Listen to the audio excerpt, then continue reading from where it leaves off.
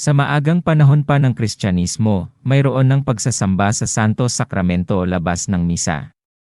Subalit, ang pinagsimulan ng panggabing adorasyon, o night adoration, ay masasabing galing sa Quarantore di Devotioni o 40 Hours Devotion sa English, na itinalaga noong 1592 ni Pope Clement VIII sa kanyang kasulatang konstitusyon, Grabes et Diuturni. Ang instruksyon nito ay ang pagdarasal sa harap na Santo Sakramento sa katagalang 40 oras sa iba't ibang simbahan ng Roma, para sa kaligtasan ng sambayanan sa nangyayaring lumalaganap na panganib dahil sa puwersa ng Moslem.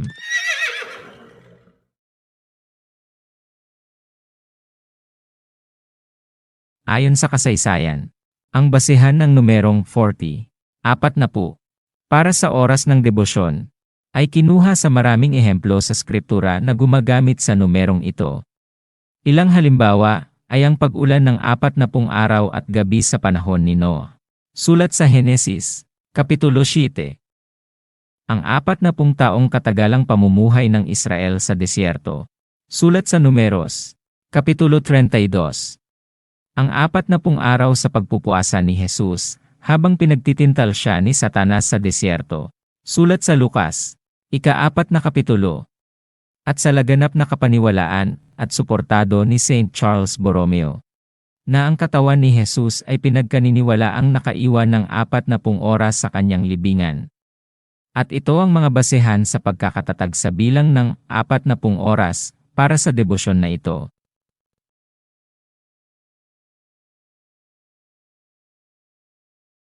Ang aktibidad sa debosyon na ito ay ang pagdarasal at pagsasamba sa harap ng banal na Santo Sakramento sa loob ng 40 oras na sasakop ng 3 araw.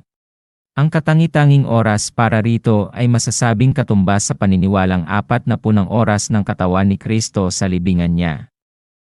Iyan ay mula alas 3 ng hapon ng unang araw hanggang alas 7 ng umaga ng ika-3 araw.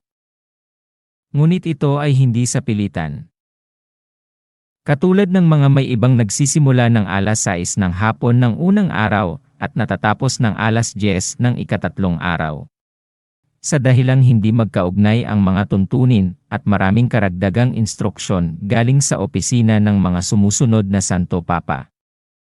Sa taong 1736, halos 200 taon nang nakalipas mula ng pagsisimula ang 40 Hours Devotion. Ikinolekta ni Pope Clement XII ang mga instructions na ito at ibinuo niya sa isang kasulatan. Tinatawag ito ngayon bilang Instructio Clementina o Clementine Instruction sa English. Maraming kahawig at katumbas na gawa ang mga ito sa ritual ng adorasyon nocturna Filipina. Katulad sa nagpapakitang banner, bandila, na nagsisenyas ng gumaganap na adorasyon. Ang paghalad ng Santo Sakramento sa altar. Mga pagsasambang kanta at litanya. Pagdarasal ng salmo. Pagpapalit-palit sa pagdarasal ng magkabilang panig. Oras ng katahimikan. Pagturno sa pagsasama sa Santos Santissimo ng mga nakilahok. Pagsasama ng kaparian. Padapang pagyuyukbo sa entrada at palabas ng mga lumalahok. Rubrics o karapat-dapat na kilos sa bawat parte ng pagsamba. Tamang kasuotan. Meron pang ang MC, Master of Ceremonies, na ipinabahalang mag-orkestra sa tumatakbong adorasyon. Ito ay mga iilan sa mga mainam na patuloy ng adorasyon nocturna Filipina sa tradisyon ng Eucharistic Adoration.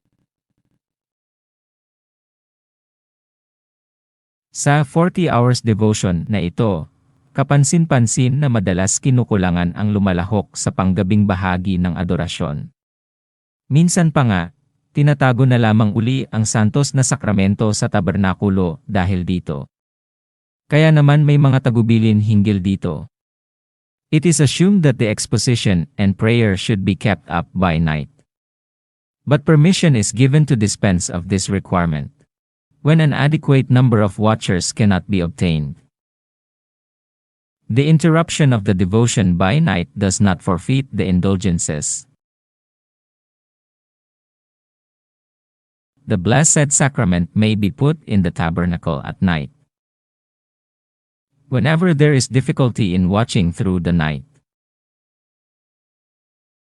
Sa 1809, sa kalagitnaan ng gulo sa simbahan, nang ipinakulong ng Emperor ng Pranses, Napoleon Bonaparte, ang Santo Papa Pope Pius VII.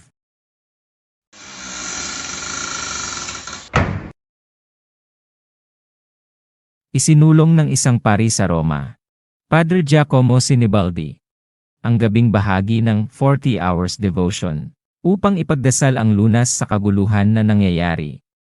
Naging mapayapa ang kilos nito, at nasimulan ang pagbunga at pagtatayo ng kasamahang night adoration.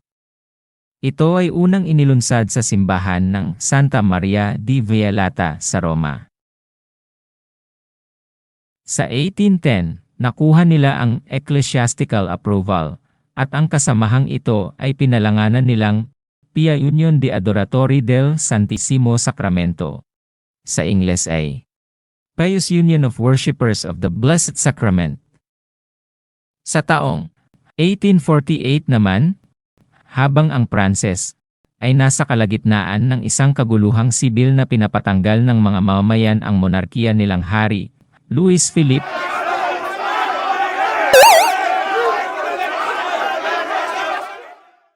pinagsimulan ng isang relihiyosong laiko, Brother Herman Cohen, ang panggabing adorasyon upang ipagdarasal ang lunas sa kaguluhan ng kanilang bansa. Naging mapayapa ang kilos nito sa Pranses. At ito ang sinimulan ng pagpalaganap ng Nocturnal Adoration Society sa ibang bayan. Sa taong 1850, si Brother Herman ay nagpropes bilang religious ng Discalced Carmelite at naging masipag sa pagsulong ng night adoration.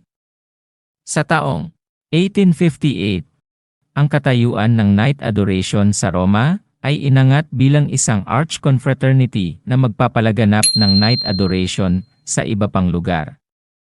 Sa taong 1863, nakapagtayo uli si Brother Herman ng ganito ring kasamahan sa London, England. Naging malaganap ang Nocturnal Adoration Society at kumalat ito sa iba't ibang bansa.